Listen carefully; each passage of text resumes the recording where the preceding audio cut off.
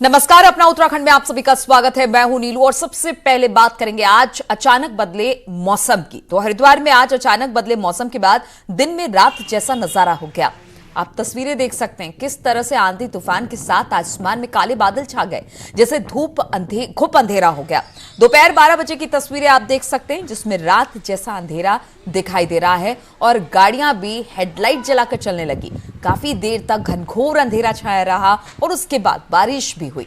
मौसम विभाग ने आगे भी तेज बारिश और ओलावृष्टि की आशंका जताई है। वहीं हरिद्वार के लोग दिन में ही हुए घुप अंधेरे से हैरान हैं। लोगों का कहना है पहले उन्होंने ऐसा नहीं देखा। पहली बार देखा है। दोपहर में 12:15 बज चुके हैं और ऐसा लग रहा है कि जैसे रात हो गई है। ये ही कलयुग की पहचान है।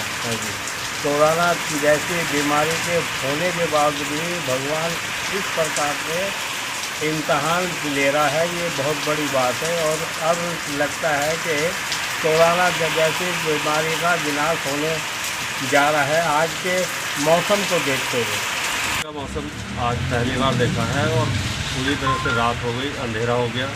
लोगों में थोड़ी बहुत इसको लेकर बेचैनी भी है। इस तरह का मौसम तो हमने पहली बार अपने जीवन में देखा है। क्या कुछ भय लग रहा है कि मतलब एक तरफ कोरोना लगातार मौसम किस तरह के बदलाव? दिन में ही रात जैसा नज़ारा पूरी धर्मनगरी में दिखाई दे रहा है। उपनगरी ज्वालापुर, आपके कनखल क्षेत्र, सभी में इस तरह का नज़ारा है। लोगों में बेचैनी है। देख रहे हैं लोग कि भाई हवा के साथ तेज बारिश और बिल्कुल अंधेरा छाया हुआ है। और रुड़की में भी शहर में मौसम का मिजाज कुछ इसी तरह से दिखाई दिया। यहां पर भी मौसम बदला, दिन में ही अंधेरा छा गया, तापमान में गिरावट आ गई और यहां पर भी बारिश हुई है। रुड़की की तस्वीर इस वक्त आप देख सकते हैं जहां पर मौसम ने अचानक करवट ली।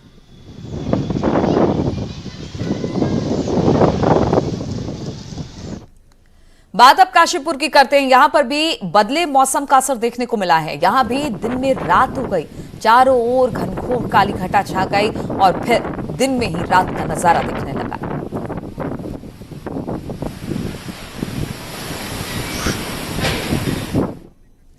और देहरादून में भी आज मौसम का मिजाज अचानक ही बदल गया। आज सुबह पहले तो आसमान में बादल छाए रहे, फिर अचानक बारिश शुरू हो गई।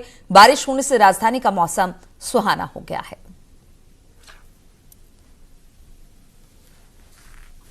तो मौसम का मिजाज बदला। अगर उत्तराखंड की बात की जाए तो मैदानी इलाकों में आज घनघोर घटाएं छाई कि दिन में ही रात का अनुभव होने लगा और इसके बाद बारिश हुई, जिसके बाद अब मौसम सुहाना हो गया है।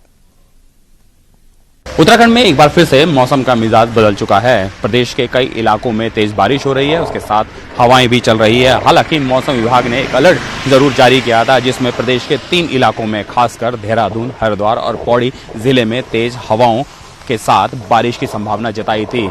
तो अलर्ट के मुताबिक इस वक्त देहरादून में बारिश हो रही है और हवाएं भी चल रही है। वहीं दूसरी तरफ पर्वतीय क्षेत्रों की बात करें तो मौसम विभाग ने पर्वतीय क्षेत्रों में ओलावृष्टि की संभावना जताई है कि अगले कुछ घंटों में प्रदेश के कई पर्वतीय क्षेत्रों में ओलावृष्टि हो सकती है। हालांकि इस बारिश और ओलावृष्टि से आम लोगों को गर्मी से जरूर निजात मिली है, लेकिन वहीं फसलों को काफी नुकसान हुआ है। मौसम विभाग के मुताबिक अगले कुछ दिनों तक मौसम के इसी तरह बने रहने के आसार है।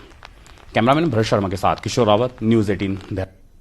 और मौसम में बदलाव का असर टिहरी जिले में भी देखने को मिला। नई टिहरी, घनसाली, प्रतापनगर और जाखड़ीधार में सुबह से रुक रुक कर बारिश हो रही थी और आंधी तूफान के चलने से नई टिहरी शहर में कई जगह पर विद्युत आपूर्ति ठप भी हो गई। वहीं बारिश के पानी की निकासी नहीं होने के चलते सड़कों पर बारिश का पानी लग गया।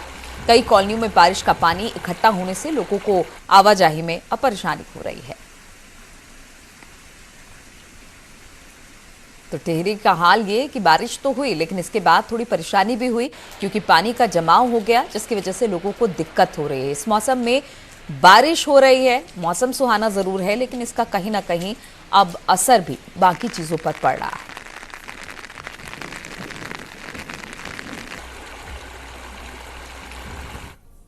और कोटद्वार समेत आसपास के इलाकों में तेज आंधी तूफान के साथ बारिश ने आम जनजीवन को अस्त व्यस्त कर दिया। आज दोपहर ही चारों ओर अंधेरा छा गया, बारिश शुरू हो गई। जो लोग तहसील में पास बनाने पहुंचे थे वो लोग भी आंधी तूफान के चलते अपने घरों को लौटने लगे। तेज हवाओं के साथ बारिश से तापमान में काफी गिरावट दर्ज की गई है। तो उत्तराखंड के अलग अलग इलाकों की तस्वीरें हम आपको दिखा रहे हैं। कोटद्वार की तस्वीरें आप देख सकते हैं कि यहां पर भी कुछ इसी तरह का हाल देखने को मिला। काली घटा छाई और उसके बाद बारिश हुई।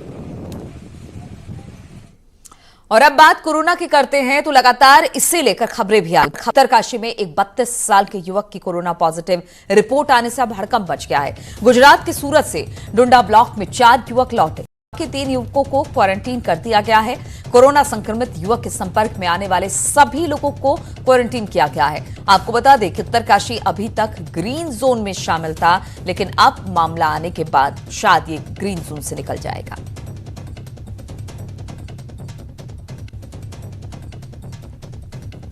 ग्रीन जिले में एक कोरोना पॉजिटिव पाया गया है और जिसको लेकर पूरे जिला प्रशासन और स्वास्थ्य महकमे में हड़कंप है।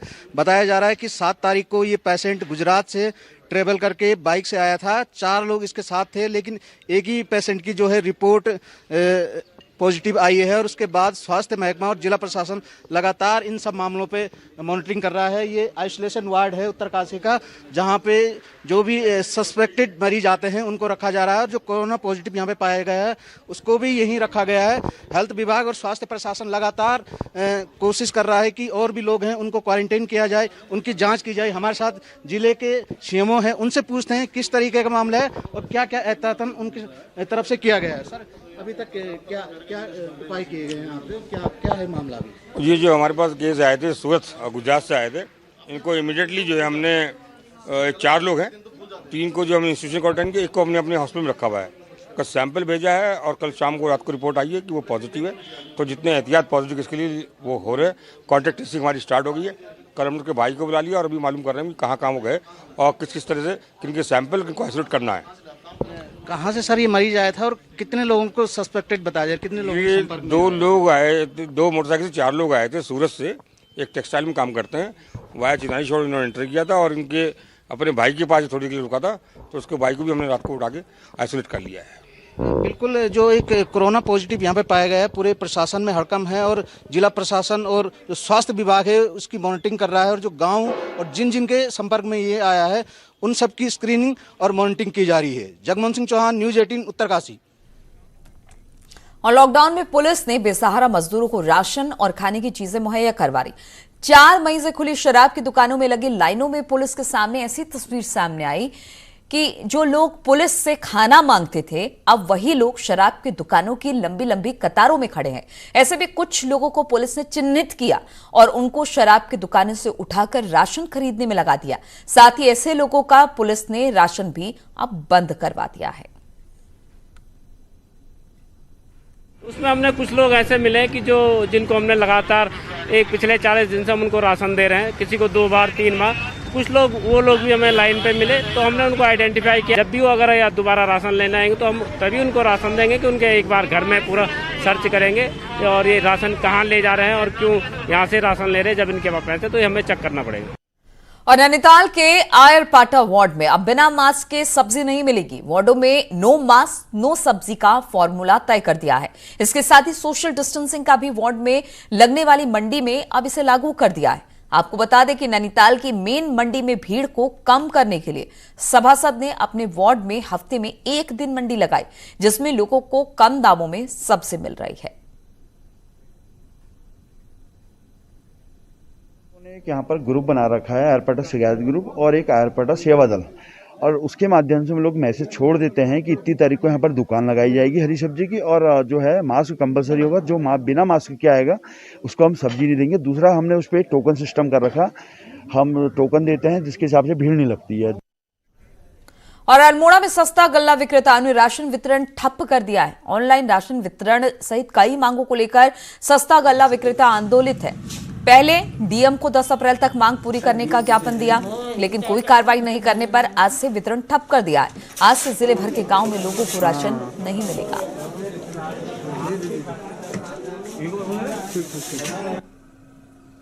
अपने उनको लेके ऑनलाइन करने के लिए दबाव बना रहा है, जो कि अनुचित है। हम ऑनलाइन काम करने को भी तैयार हैं, लेकिन सरकार कम से कम जो ऑनलाइन में खर्चा आता है, नेट का खर्चा और अन्य खर्चे हमें देने की कृपा करे, तो हम ऑनलाइन काम करने को तैयार हैं। और लॉकडाउन की वजह से टनकपुर बनबसा के राहत शिविरों में रह रहे 200 से ज्यादा नेपाली नागरिकों का धैर्य अब जवाब देने लगा है। क्वारंटीन से 3 गुना अधिक बिता चुके नेपाल के नागरिक भारत सरकार को धन्यवाद दे रहे हैं। वहीं उनके परिजन नेपाल सरकार से उन्हें घर पहुंचाने की अपील भी कर रहे हैं। चंपावत एसपी का कहना है कि दोनों देश के अधिकारी संपर्क में हैं और जब भी सहमति बनेगी नेपाल के नागरिकों को उनके देश भेज दिया जाएगा। 2 मिनट दो मुझे। अब हामी यहाँबाट 40 दिन भयो लकडाउनमा। हामी नेपालमा जसरी पनि भयो भने हामीलाई तुरन्त उद्धार गर्योस् नेपालको सरकारले।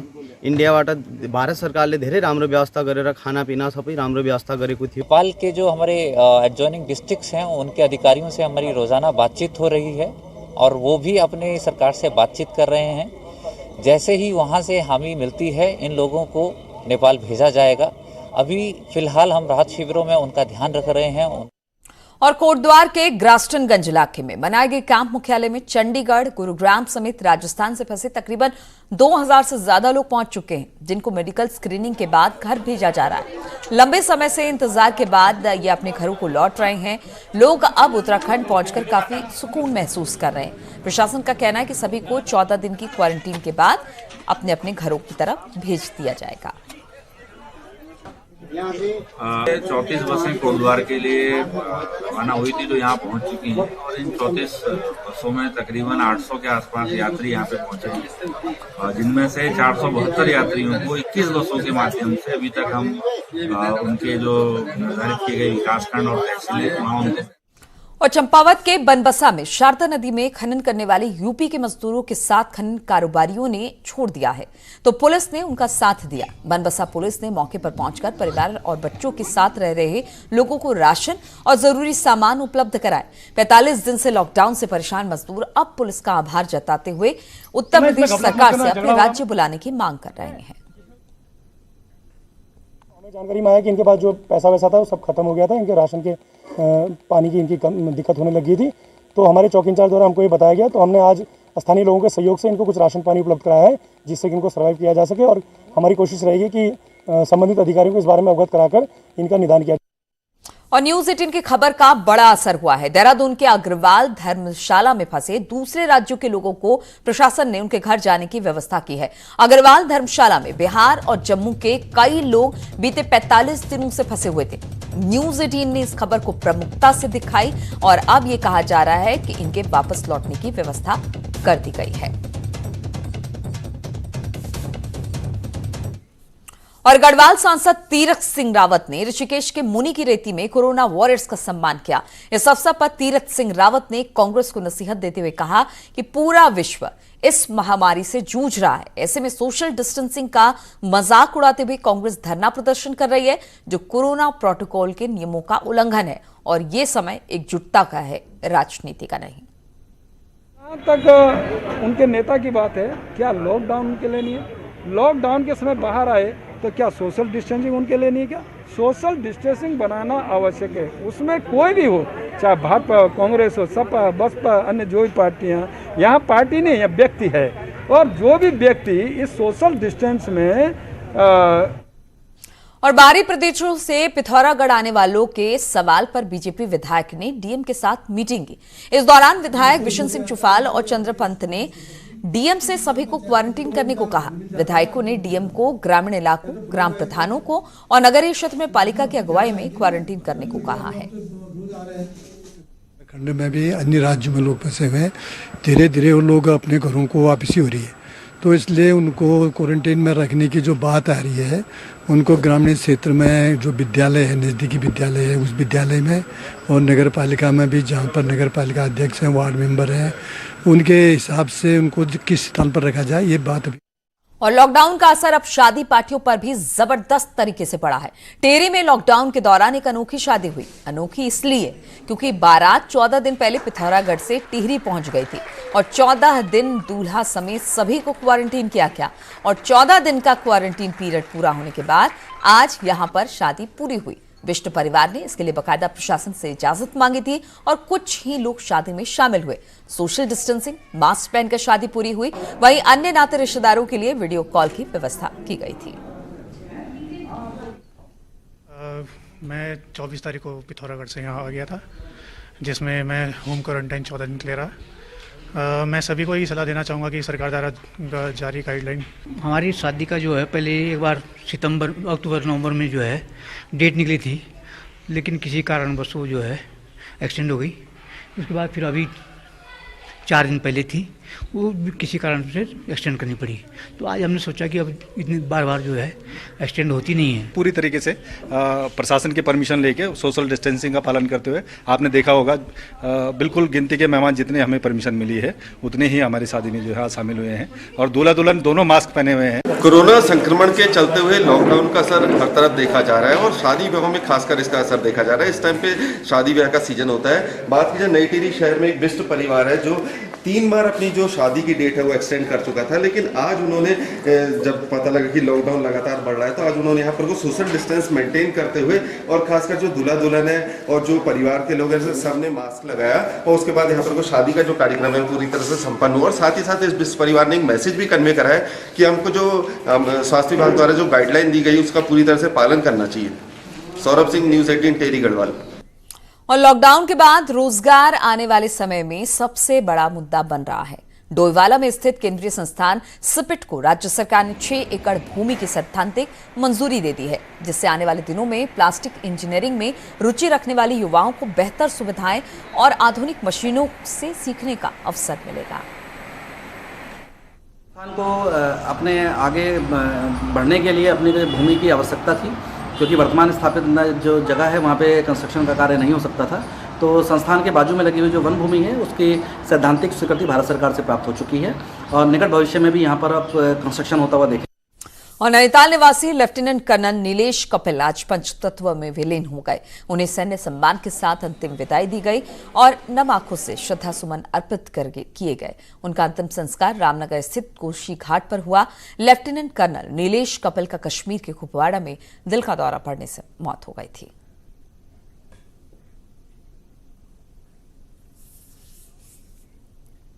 और आज मदर्स डे है। मां की ममता का कोई मोल नहीं, लेकिन कुछ मां ऐसी भी हैं जो इस आस में अपने मातृत्व के लिए रोती हैं कि एक ना एक दिन उनके अपने उनसे मिलने जरूर आएंगे।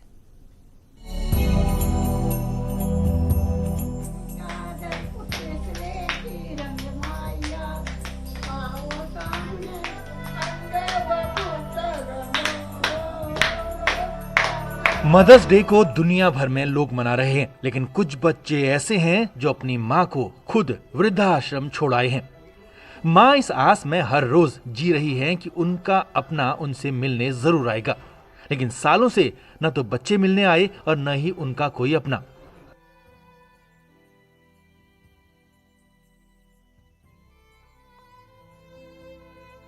आश्रम में जो भी आया उसे ही अपना बना लिया। कभी दुख दर्द बांट लिया तो कभी 2-4 आंसू बहा लिए।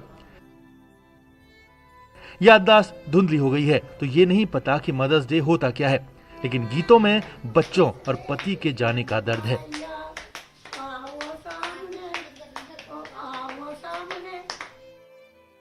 दिल्ली से क्यों वहाँ लड़ाई झगड़ा सोते रहा, फिर कौन एक घर में 2 इकट्ठी रह सकती हैं। रोज मुझे कहते तू निकल यहाँ से, तू जा यहाँ से। खा के मेरे को कहना पड़ा किसी आश्रम में डाल दो। माँ बच्चे बड़ा बड़ा है, यहाँ पर आप घर हैं, ससुराल हैं, लड़की एक यहाँ देहरादून है, अनिता रावत आप पाँव में खड़ी हुई अफसर बनी अब मैं कौन देख रहा क्यों कौन मेरे देखना कौन। आश्रम संचालक भी कहते हैं कि सभी लोगों को अपने से बिछड़ने की टीस है। हर बच्चा अगर अपना फर्ज निभाए तो कोई भी बुजुर्ग ये दिन नहीं देखेगा। नहीं, सबसे पहले बच्चों को तो अधिकार बनता है कि भाई अपने माँ बाप को रखें, माँ बाप को पालें, यही चीज है। सेवा करेंगे, माँ बाप ने बच्चों की सेवा करी, बच्चे जो है माँ बाप की सेवा करनी चाहिए। माँ की ममता का कोई मोल नहीं, लेकिन अगर एक बार वो लोग जिन्होंने अपने माता पिता को वृद्धाश्रम छोड़ा है जाकर उनका हालचाल पूछ भी लें तो उनके जीने की एक आस जिंदा रहेगी। न्यूज़ 18 के लिए देहरादून से भारती सकलानी की रिपोर्ट। और कॉर्बेट टाइगर रिजर्व के आसपास दुर्लभ सांपों के निकलने का सिलसिला लगातार जारी है। कॉर्बेट पार्क में सांपों की 35 प्रजातियां लिस्टेड है, जिनका प्रोटोकॉल के अनुसार संरक्षण किया जा रहा है। इनमें 4 बहुत जहरीले सांप, करैत, किंग कोबरा, रसल वाइपर और कोबरा भी शामिल हैं। इस समय निकल रहे सांपों के रेस्क्यू के लिए 2 टीमों का गठन किया गया है। सांप कोल्ड ब्लडेड क्रीचर है और शीत निद्रा के बाद वो इस समय वापसी करते हैं। मार्च अप्रैल के बाद से वापस निकल आते हैं। भोजन की खोज में इस समय चूंकि उन्हें भूख काफ़ी लगी रहती है, तो मनुष्य के आसपास उनका आवागमन, हालांकि लॉकडाउन भी एक कारण हो सकता है क्योंकि सड़कों पर वाहन बिल्कुल नहीं है। देखिए, अभी जो जैसे जैसे गर्मी बढ़ रही है तो कई ऐसे इलाके हैं जहाँ पे सांपों का निकलना प्रारंभ होता है और जो भी सेंसिटिव एरियाज़ हैं उनको हमने ईयर मार्क कर रखा है। उसके अलावा हमारी 2 टीमें जो हैं वो फॉर्म कर दी गई हैं, एक रामनगर में और लॉकडाउन में जब सड़कें खाली हैं, लोग घरों के अंदर हैं, तो जंगली जानवर और पक्षी सड़कों पर लगातार निकल रहे हैं। तो इस बीच देहरादून में एक साथ 10 सांप दिख गए। वहीं अक्सर जिस सुरखाब की कीमती परों के बारे में आपने और मैंने सुना है, तो वही दुर्लभ और शर्मिला सुरखाब भी दून में लोगों के बीच पहुंच गया। लॉकडाउन के कारण लोग घरों में हैं, तो ह्यूमन डिस्टर्बेंस कम होने के कारण वाइल्ड लाइफ भी फुल मस्ती में है। बीते दिनों आपने हाथी, हिरन, जड़ाऊ को शहर में घुसते देखा, तो आज हम आपको 1 नहीं 2 नहीं पूरे 10 सांप एक साथ दिखाएंगे और शायद ही आपने ये नजारा पहले कभी देखा हो।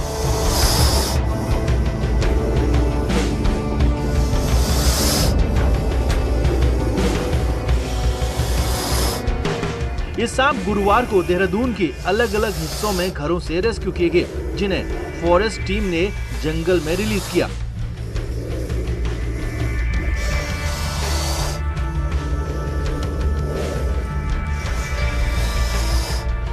ये सारे सांप रेड स्नेक थे और स्नेक एक्सपर्ट्स का कहना है कि रेड स्नेक फुर्तीला और साइज में बड़ा होता है, लेकिन ये विषैला बिल्कुल भी नहीं होता।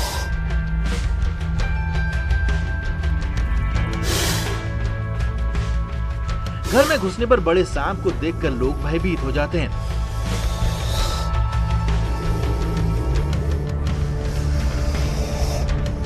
इन दिनों बहुत ज्यादा संख्या में बिलों से बाहर निकल रहे हैं ये सांप, और ह्यूमन डिस्टर्बेंस कम है तो दूसरा ये वजह है कि सांपों की ये मैटिंग पीरियड भी है।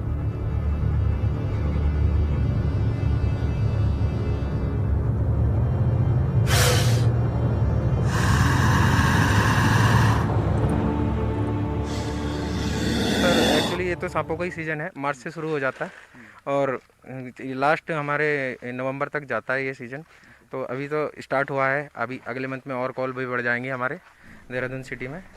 तो लॉकडाउन की वजह से भी ये इफेक्ट पड़ रहा है सांपों पे, क्योंकि आदमी बाहर नहीं है और सांप जो भी है सब निकल रहे हैं अपने बिल से। तो अपना उत्तराखंड में फिलहाल इतना ही।